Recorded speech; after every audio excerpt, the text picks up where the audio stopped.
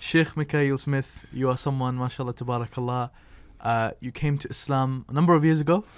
Well, I'm almost at that point where half of my life now has been in Islam. Allahu Akbar. Almost. Amazing. So I was 18. I was 18 when I accepted Islam. I was from a very semi-religious Christian family. Okay. But personally, myself, I was pretty religious. Like, Okay. my sister used to make fun of me that I'm gonna be a pastor when I grow up. Subhanallah. You know, Okay. nothing like serious, but just like how much I wanted to go and stuff like that. One of the things, like, so it wasn't until high school. Yeah. Islam wasn't even in the picture. It wasn't until high school that I was, I kind of to second guess Christianity, you know? And so, I mean, it's a long story, but Okay. the brief story is like, Allahu Akbar. from the Condensed. beginning, it was like, there were some questionable aspects to me that I couldn't figure out in my mind. You know, the nature of Jesus, worshiping Jesus, things like that. And then when I got to high school, that's when I discovered the textual differences, the canonization of the Protestant versus the Orthodox. Yeah. And to me, that was huge. It was like, where are these extra books coming from? And so by the time I was like a sophomore or junior in high school, that means like 17, 18. Okay. Right. I think you guys. So basically, basically by that time I was kind of like, I was like out of it. I was like, nah, this isn't making sense. I'm not gonna live my life so restricted when the base foundation of what I believe isn't strong. You know what I'm saying?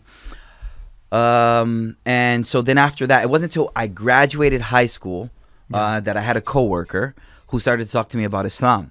But it was funny because this guy was teaching me some like Nation of Islam stuff. Are you familiar with Nation of Islam? Yeah. Okay, all right. So that was an American thing, right? So, Yes.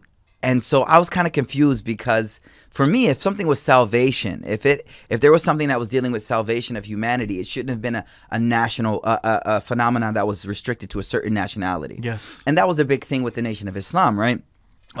It did good for the African Americans in building up their spirits and things like that. And there's so many aspects. It's a whole different podcast.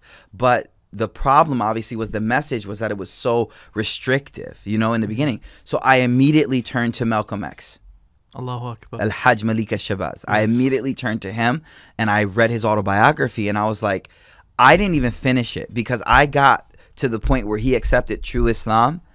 And I was like, all right, I want to become a Muslim. This is enough for me. Yeah. And so the thing was for me, I didn't have a person that was a good example for me. It was when I opened the Mus'haf and started to read, it was very familiar, right?